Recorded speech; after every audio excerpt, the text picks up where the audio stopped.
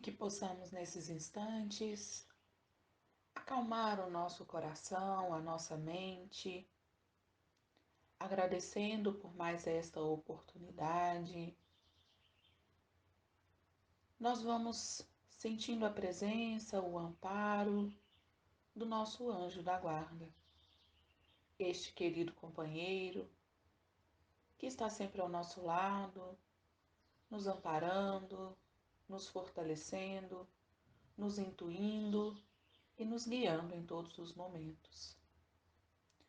Nós vamos indo de encontro à nossa mãe querida, Maria de Nazaré, pedindo carinhosamente que ela nos envolva no seu abraço fraterno, que nos cubra com o seu manto azul de amor, de paz, de serenidade e nos leve até a presença do seu Filho amado, o nosso Mestre Jesus. Diante do Mestre, vislumbrando o seu olhar meigo, o seu sorriso amigo, nós vamos agradecendo pela oportunidade de conhecê-lo nesta encarnação. Nós agradecemos, Mestre, pelo seu Evangelho bendito de amor, de luz. Nós vamos agradecendo pela oportunidade da exemplificação do seu amor em nossas vidas. Pedimos que nos leve até Deus, o nosso Pai, a quem nós agradecemos com a prece que nos ensinou. Pai, Pai nosso que estais nos céus, santificado seja o vosso nome. Venha a nós o teu reino e seja feita a tua vontade, assim na terra como nos céus. O pão nosso de cada dia nos dai hoje. Perdoai as nossas dívidas, à medida em que perdoarmos aos nossos devedores.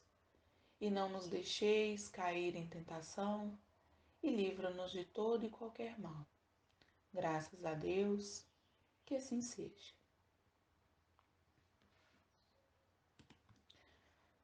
As nossas reflexões nesta manhã são relacionadas aos bens materiais, mais especificamente ao desapego aos bens materiais. No Evangelho segundo o Espiritismo, no capítulo 16, cujo título é Não se pode servir a Deus e a Mamon, tem uma passagem de Jesus que também se encontra nos livros de Mateus, Lucas e Marcos.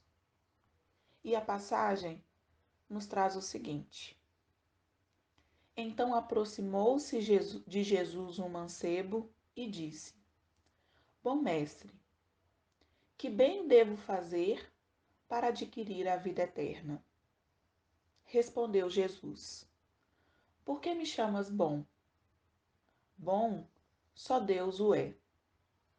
Se queres entrar na vida, guarda os mandamentos. Que mandamentos? Retrucou o mancebo. Disse Jesus: Não matarás, não cometerás adultério, não furtarás, não darás testemunho falso. Honra a teu pai e a tua mãe, e ama teu próximo como a ti mesmo. O moço replicou: Tenho guardado todos esses mandamentos desde que cheguei à mocidade. O que ainda me falta? Disse Jesus: Se queres ser perfeito, vai, vende tudo o que tens, dá aos pobres e terá um tesouro no céu. Depois vem e me segue. Ouvindo essas palavras, o moço se foi todo tristonho, porque ele possuía grandes haveres, grandes quantidades de bens materiais. Jesus disse então a seus discípulos: Digo-vos em verdade que bem difícil é que um rico entre no reino dos céus. Ainda uma vez vos digo, é mais fácil que um camelo passe pelo buraco de uma agulha do que entrar um rico no reino dos céus.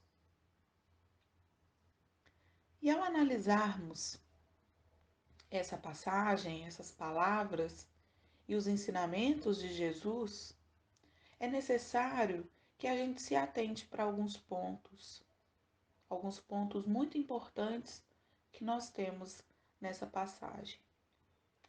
O primeiro deles é que, se interpretarmos essa passagem ao pé da letra, nós poderíamos supor que a riqueza é ruim e que aquele que possui está fadado à perdição.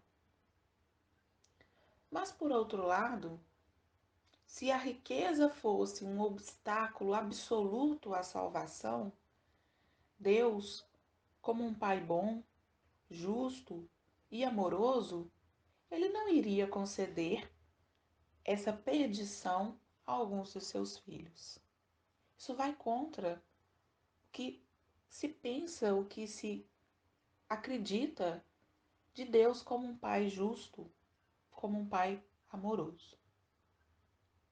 Então, sem dúvida, quando Jesus nos diz que é difícil que um rico entre no reino dos céus, não é porque o dinheiro em si é um mal, mas os arrastamentos que a riqueza causa, pelas tentações que ela gera, pela fascinação que ela exerce em muitas pessoas, de certa forma exacerbando as más paixões, os abusos, os vícios, incita, em muitos casos, o orgulho, o egoísmo, a vaidade, a vida sensual e até mesmo a cometer crimes. Os espíritos nos, nos diz ainda que é o laço mais forte que nos prende à terra e que nos desvia o pensamento e, em alguns casos, até mesmo as atitudes. E por querer alcançar essa riqueza a qualquer custo, muitas pessoas se afastam dos seus familiares, dos verdadeiros amigos, se prestam a situações inimagináveis para manter um status, uma posição social. No trabalho, tentam se sobressair, ser melhor que os outros colegas e muitas vezes acabam atropelando as pessoas que estão no seu caminho, agindo de má fé para que possa alcançar cada vez cargos e salários mais altos. Algumas pessoas dedicam seus dias, horas, energia toda no trabalho, deixando de lado a convivência com a família, perdendo oportunidades de aprendizado, de amor com os filhos, com os pais, com os cônjuges. Abdicam do lazer, enfim, perdem o verdadeiro sentido da vida. E a riqueza adquirida, em muitos momentos, ela produz uma vertigem que faz com que aqueles que vieram de uma condição mais baixa esqueçam essa condição inicial. E faz com que essas pessoas se tornem insensíveis, egoístas em relação ao próximo. Então seria condenável o trabalho, a conquista de bens materiais? É isso que nós estamos querendo dizer? É isso que Jesus quis dizer também nessa passagem? Não. Não é condenável que trabalhemos, que busquemos melhores condições financeiras, que busquemos com os nossos esforços e trabalho honesto, dar melhor condição de sobrevivência aos nossos familiares e adquirir bens materiais. Pelo contrário, buscar um trabalho honesto que nos sustente, que nos honre, é sempre digno.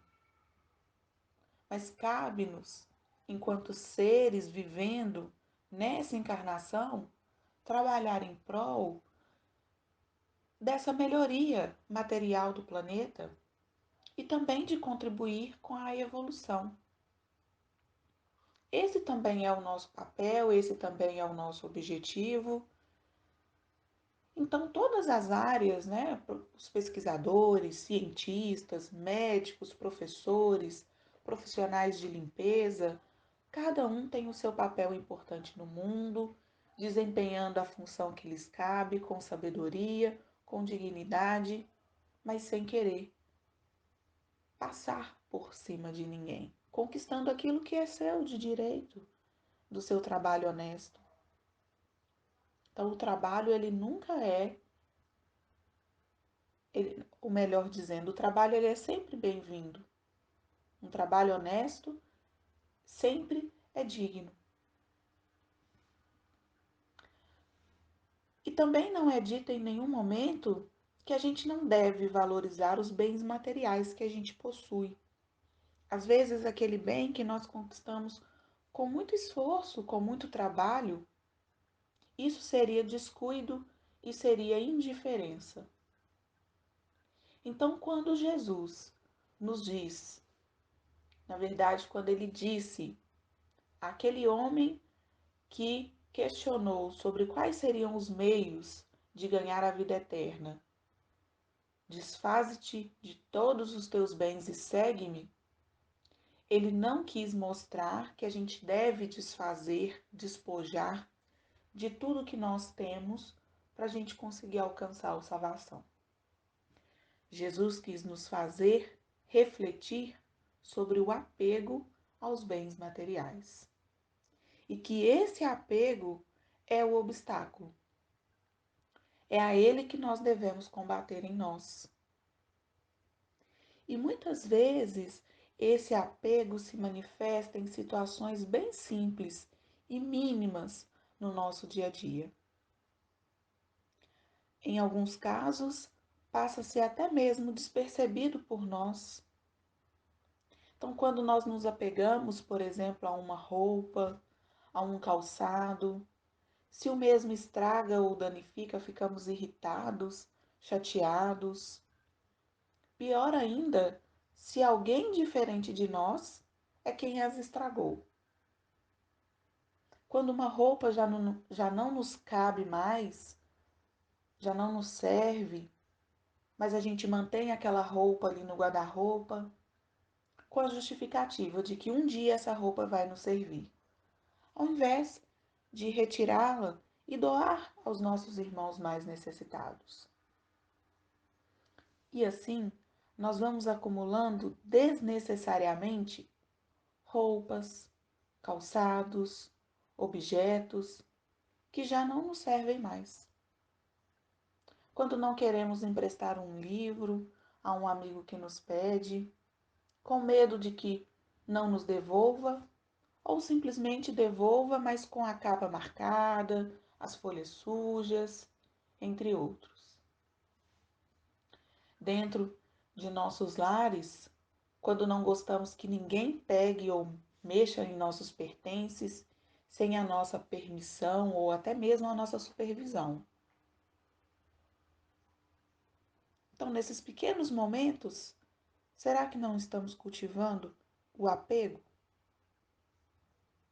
É importante lembrar, acima de tudo, que acreditamos possuir de bem material na terra, na verdade é só um empréstimo, porque nenhum bem material nos pertence verdadeiramente, pois só podemos dizer que temos propriedade plena em relação àquilo que podemos levar deste mundo, e nós não levamos nenhum bem material. Somos apenas usufrutuários, administradores desses bens. Então, nós só conseguimos levar deste mundo o que é de uso da alma, a inteligência, os conhecimentos, as qualidades morais, as virtudes conquistadas. Esse sim é o nosso verdadeiro bem que devemos nos esforçar diariamente para adquirir. Pois ao chegar no plano espiritual, ninguém vai nos perguntar quanto tínhamos na Terra, que posição nós ocupávamos, éramos príncipes ou operários. Nos perguntarão o que levamos conosco.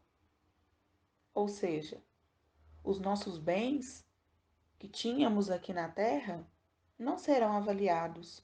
Os títulos também não. Mas a soma das virtudes que possuímos, essa sim, é o bem maior que nós podemos cultivar.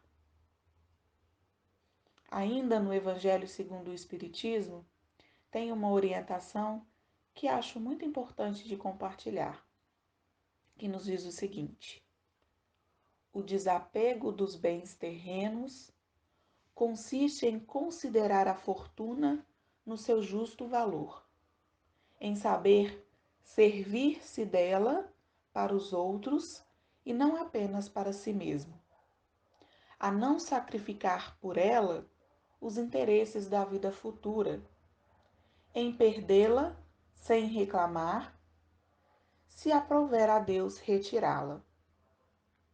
Se, por imprevistos reveses, vos tornardes como Jó, dizei como ele: Senhor, vós me destes, vós me tirastes, que a vossa vontade seja feita. Eis o verdadeiro desprendimento. Então, que possamos refletir sobre essas orientações, que possamos refletir sobre essa passagem e que possamos ainda cultivar o desapego aos bens materiais e que possamos nos lembrar sempre o verdadeiro bem que nós possuímos na Terra, que são os melhores sentimentos, as qualidades morais, essas virtudes que nós conquistamos em nossa vida. Que Jesus nos abençoe e nos ilumine hoje e sempre.